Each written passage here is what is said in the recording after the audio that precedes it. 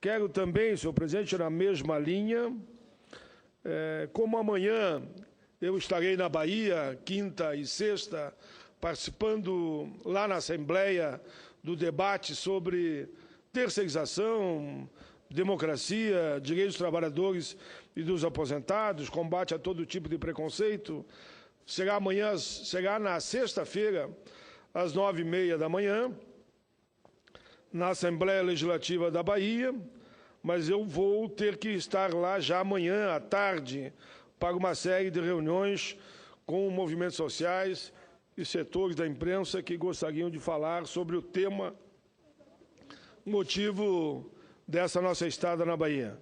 E como 20 de setembro cai no domingo, eu quero fazer aqui também um registro que 20 de setembro lembra os 180 anos do início da Revolução Farroupilha.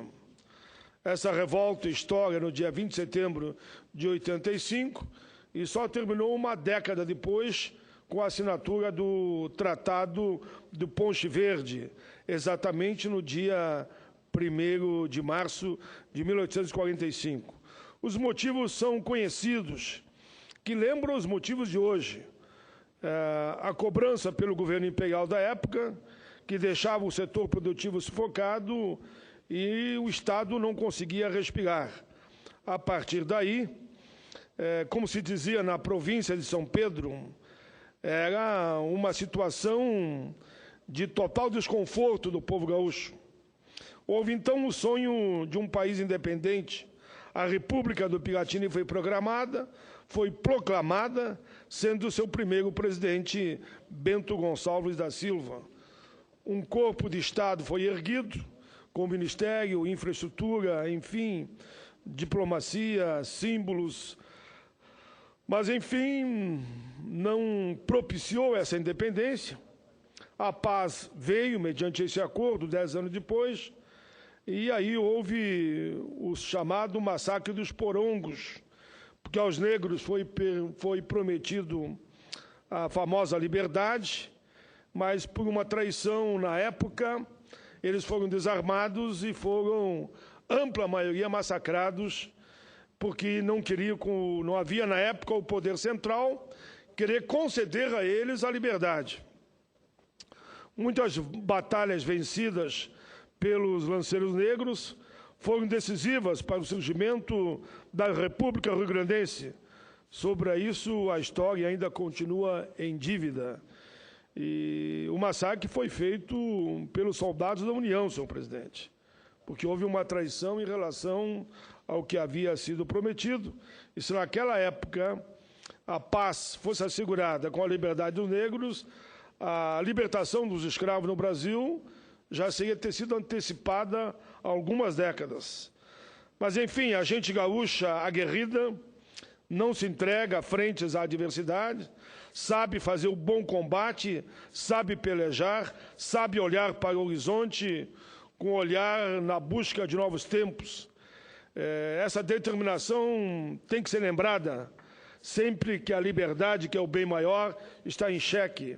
A liberdade é como o vento minuano, senhor presidente, se espraia e não tem fronteira. Os problemas de 180 anos atrás, que levaram à revolta farroupilha, são os mesmos de hoje. Nosso país continua com a União centralizando muito, o Rio Grande do Sul sofre com uma dívida que já foi até paga. Temos que rediscutir essa realidade. Eu lembro sempre que ela compromete essa dívida 13% de toda a receita. A dívida inicial era 9,7 bi, pagamos 22 bi e devemos mais de 50 bi. Os poderes constituídos devem um novo pacto federativo ao povo brasileiro. Quase 70% da arrecadação nacional fica ainda nos cofres da União. É vexatório o beijamão de governadores, prefeitos, deputados, senadores e vereadores nos palácios de Brasília. Senhor presidente, isto não pode continuar. Os recursos devem ser descentralizados, deve estar vinculado à responsabilidade social e ambiental dos gestores públicos. Nessa esteira estão as reformas que o povo tanto clama. O brasileiro exige cidadania tributária, cidadania fiscal, cidadania econômica, cidadania social, cidadania pública, cidadania na saúde, cidadania na educação, cidadania da não violência. Senhor presidente, quero reafirmar que cada brasileiro sul-rio-grandense, ainda que no coração de cada brasileiro sul-rio-grandense, ainda bate forte o coração farroupilha. Senhor presidente,